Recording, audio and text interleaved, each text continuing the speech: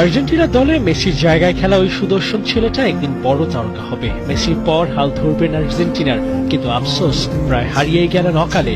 Alves সেলিস্তেদের jersey গায়ে মাঠ মাতানো তো দূরের কথা, ক্লাবেও খেলা হচ্ছে না নিয়মিত। ইনজুরি বাধায় দলের বাইরে থাকতে থাকতে পাওলো দিবালা যেন হয়ে গেলেন নেইমার জুনিয়র।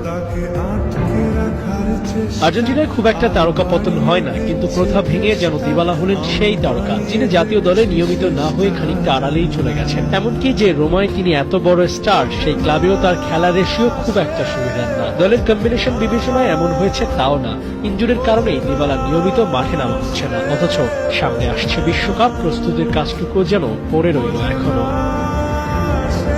জাতীয় দলের সবশেষ ম্যাচ খেলেছেন 11 সেপ্টেম্বর 2024 সালে। এরপর কেটে গেছে বহুদিন। মেসিদের মাঠে নামা হলেও দিবালার খেলা হয়নি।